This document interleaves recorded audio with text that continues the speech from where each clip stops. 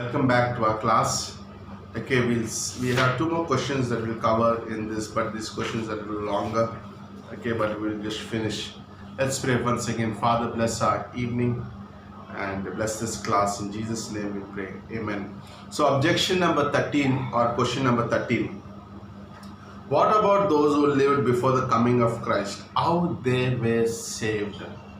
This is a question that even many seasoned Christians find difficult to answer because the Bible says so little about how the many people groups dispersed after the Tower of Babel and living for centuries in remote countries like India and China, etc., could be saved after studying key passage of the scriptures and reading a wonderful book called Eternity in Their Hearts. If you get that hold of that book, please do read it. I came up with the following answer. Though the answer below is detailed, it gives us an understanding how people were saved before the coming of Christ. I like to answer your question by referring to two Bible verses. Number one, Acts chapter 17, 26 to 27 and Acts 14, 16 to 17. Acts 17, 26 to 27, here Paul is preaching in the city of Athens. And in his message, he declares to them, "And ye, God, made from one man, Adam, every nation of mankind, to live on all the face of the earth, have determined the appointment times and the boundaries of their habitations, that they would seek God, if perhaps they might grope for him and find him, though he is not far from each one of us." It's a great verse. In the generations gone by, God permitted all the nations to go their own ways, and yet he, God, did not leave himself without a witness. God never leaves mankind without a witness. If you read the book of Genesis, you will see that in the post-flood era of the dispersion of the human race from the Tower of Babel, the human race that emerged from three sons of Noah, into various people groups or nations across the world, were not left without the witness of the living God. Slowly, over the period of decades or even centuries, the descendants of Noah migrated out from the fertile crescent of Mesopotamia to the various parts of the world, into Europe, into Eurasia, Africa, Americas, and India and the Far East. In what way did God leave these scattered people groups with a witness? Remember the Tower of Babel, God confused them and they became for different languages with different language, and they spread it out throughout the world, and they went to all these places. And what did they take as they went? They witnessed of him. What this witness include? The Bible tells us the witness of the living God. The witness of creation testifying of an eternal creator, Romans 1, 18 to 25. When we look at heaven, if you're really seeking God, if you're really hungry for God, no matter which religion you come from or which background you come from, but you are a real seeker, you can look at the Creator and say, it's not natural to sun to come in time and moon to go away in time. It is, if you look at the stars, you look at the seasons, there should be a Creator. So God has given us a creation as a testimony that there is a God. The second thing, the witness of the laws of God written in the conscience. God also put conscience in man. Today man knows what is right and what is wrong because of the laws that God gave on the mountain of Exodus. We see the laws, the 10 commandments. Today man knows because of that what is right and what is wrong. That also tells me that people are in a sense know that they need to face God one day. Thirdly, the witness in their hearts that the way to receive God's forgiveness for sins is through substitutionary sacrifices for an innocent animal. Even I come from a different background, and we used to do that. Every festivals, we would sacrifice animals that would take away our sins. And we know that there's only one way our sins could be taken away, by sacrificing an innocent animal which did nothing to us. But we sacrifice, saying that blood would cover our sins. These are the witnesses that God put in every man. It should not surprise us there, every one of these scattered tribal, ethnical clans, people groups of nations, because of the common heritage through Noah, had full knowledge of the Lord Yahweh. The story of Adam and Eve in the Garden of Eden, the fall of man, and the way of salvation through eternal sacrifice. In the well-researched book Eternity in the Hearts, Christian missionary and anthropologist Don Richardson shows startling evidence of belief on one true God in hundreds of ancient cultures throughout the world. Most of those ancient cultures had stories in the folklore that parallel the story of Adam and Eve. All these tribes, when you go up, they have a story about the Adam and Eve. Okay, in addition to this, they also had the witness of God's laws in their hearts and practiced animal sacrifices as a means to seek God's forgiveness. Okay, here are some stories about the Santal tribe. Okay, you can go home and read. Okay, the Santal tribe is an amazing story. Okay, so and then there's also Karen tribe in Burma. Okay, these are two amazing stories, but I want to encourage you to read these stories. These are powerful stories, and I don't want you to skip reading. Okay, but these are amazing. Okay, maybe we could read the story of the Santal tribes of India. Okay, the very earliest settlers in India were people not of the Aryan tribes, the Japhetic Eurasians who came later with the Vedas, but with the initial Dravidians tribal people, Hamitic Dravidians, among which were the tribe called the Santals. About 2000 BC, just after the destruction of the Tower of Babel, a tribal clan called the Santal migrated from Mesopotamia and settled in the region of northeast India. Today, around 2.5 million Santals live in the region of Jharkhand, northern Orissa, and West Bengal in India. The Santals had amazingly preserved an ancient account of God in the tribal folklore dating 4,000 years. That incredibly paralleled the biblical story of Genesis. Listen to the folklore. This is what they believed, okay, the Santal tribe. There was a true, genuine God whose name was Thakurjio. It's in Santali, it means mighty Lord, who created the first man, Haram, and the first woman, Ayo, and placed them in the west of India in the region called Hitri Pipri, that is Mesopotamia. They are being named Lita tempted when came to make rice beer. Then Lita enticed them to pour part of the beer on the ground as an offering to Satan. Aran and Eo became drunk and the rest of the beer were slept. And they awoke, they knew that they were naked and felt ashamed. Because they had disobeyed God, Ayo later bore Haram 7 sons and 7 daughters, who married and founded 7 clans. Some of these clans migrated to the region called Kroj Kaman, where they became corrupted. Thakurjia called mankind to return to him. When man refused, Thakurjia hid a holy pair in a cave of Mount Harata. Then Thakurjia destroyed the rest of the mankind with a flood. Later, descendants of the holy pair multiplied and migrated in the region called Shishabiba.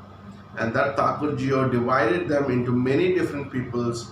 One branch of the descendants, which we call Proto-Santals, migrated first to Jarpi land and then continued eastward from forest to forest until high mountains. Later, according to this folklore, they found a passage through the mountains which called Bain or Day Gate. Thus the Proto-Santal burst onto the plains of what is now India. Subsequent migrants brought them still further east to the border regions between India and present Bangladesh. Imagine that among the possible earliest settlers into India were a group of Proto-Santals who would trace their heritage as descendants of Noah and full knowledge of the Lord God. Okay, these Proto-Santals also regarded Thakurjia as creators of all things and distinct. They had a rite of animal sacrifice to sin. Later, however, some of the Santalis began to get into spiritism, sorcery, and sun worship. But remember, God has not left them without the witness. Like every tribe, we can read this. Even this tribe, okay, Karen tribe, okay, and it's an amazing. Okay, so turn to page number 108. Okay, in similar fashion, Don Richardson shows startling evidences of belief in one true God in hundreds of cultures throughout the world. So how would these ancient peoples, groups and nations be saved? the same way that Adam and Eve or Abraham got saved. They had to realize that they were sinners in need of God's mercies and appropriate by faith God's mercies on the basis of the animal sacrifice as a substitute for their sins. While we do not fully understand that saving faith would mean for someone living in the centuries before Christ, okay, this is very interesting. Wow, the Old Testament people were saved. They were look forward to what Christ would come and do and die for the sins, and they believed and they were saved. And the New Testament people look back to what Christ has done and they believe. You can look at the cross on my screen, okay? So we are the New Testament, we look, okay, we are the Old Testament. Suppose the Old Testament people look to the cross, one day Christ would come, and then the New Testament people would also look to the cross from this way, what Christ has done. So this is fascinating, okay, there's a diagram too for you to understand that concept, okay. So that's how people got saved. Therefore, having overlooked the times of ignorance, God is now declaring to men that all people everywhere should repent, because He has fixed a day which He will judge the world in righteousness through a man whom He is appointed, having furnished proof to all men by raising Him from the dead. So you could read some of those things which I didn't read, the stories of Don Richardson. If you can get that book, that's an amazing book to read. The last question in this topic is, what about those who never heard about Jesus? No matter where we go or what subject we are speaking on, this question always seems to come up. Many times it is asked to relieve the individual of any personal responsibility to God. It must be kept in mind, however, the answer to this question does not determine whether Christianity is true or not. Okay, the matter has already been solved in Jesus Christ by His resurrection from the dead. The matter of authority has been solved once and for all, and this issue of those who haven't heard is now merely a matter of interpretation. The best way to deal with this question is to state certain truths that the scripture makes very plain. You may answer this question as follows. The Bible is very clear that no one can come to God except through Jesus Christ. No one comes to the Father except through me in John 14 verse 6. The only basis for forgiveness of sin and life everlasting was made by Jesus. Many people think that this implies that those who have never heard about Jesus will automatically demand. However, we do not know this is the case. Although on one hand, the scripture never explicitly teaches that someone who has never heard of Jesus can be saved, we do believe that it may infer this. We do believe that every person will have an opportunity to repent, that God will not exclude anyone because it happened to be born at the wrong place at the wrong time. Jesus said, if any man is willing to do His will, he shall know of the doctrine, whether it be of God, whether I speak of myself. Okay, so every person would get an opportunity to hear the gospel. I don't know how, but God will make it happen, because one day every man would stand before Christ, either at judgment seat of white throne, not believing Christ, or with Christ, those who believed in Him, okay, at the Bema seat. On the other hand, the Bible also reveals that no one has any excuse, for the wrath of God is revealed from heaven against all ungodliness and unrighteousness of man, who suppress the truth in unrighteousness, because that which is known about God is evident within them, for God made it evident to them. For since the creation of the world is God's invisible attributes, His eternal power and divine nature have been clearly seen, being understood through what has been made, so that they would be without excuse. Romans chapter 1, 18-20. God has made His creation known. God put the conscience in our heart, and there's also witness. Okay, so this is amazing that like nobody is without excuse. It is a fact that all mankind can tell that a creator doesn't exist, because His creation testifies to us. The testimony is universal. Although the people have enough information that God does exist, they became willfully ignorant of the things of God, because their hearts are evil. Okay, man's heart is evil, and knowing the truth, they ignore it. The Bible teaches the unbelieving individual is suppressing or holding down the truth in his righteousness.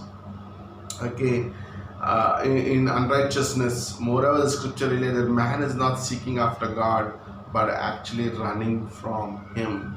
Okay, there is none that seeks after God. Romans 3:11. Therefore, it is not a case of God refusing to get His word to someone who was desperately searching for the truth. Many years back, I was an unbeliever. Like I always had questions, seeking for the true living God, and God made it happen for me to get saved. No, nobody can say that you are really seeking for God. God will make it happen. Okay, so even though like little further, in if you see in Acts chapter 10, okay, the next page gives an example of a man who was in a situation not unlike many today.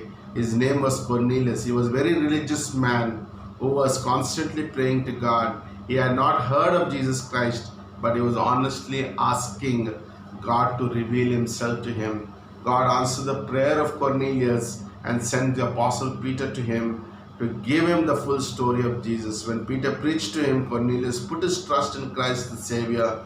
The example demonstrated that anyone who is sincerely desiring to know God will hear about Jesus. There are people today like Cornelius who are praying the same prayer to know the true and living God, and they're being reached no matter where they might live.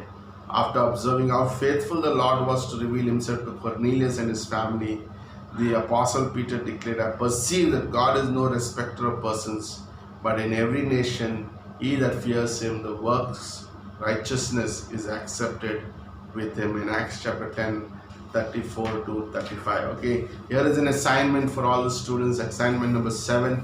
Okay, so I encourage you to, okay, I hope you enjoyed these questions, and I encourage you to keep reading these notes as you are getting these notes and be built up. Any questions you have on these notes, you can please WhatsApp me, and I'm ready to answer you any of the questions from these notes. Amen. Amen.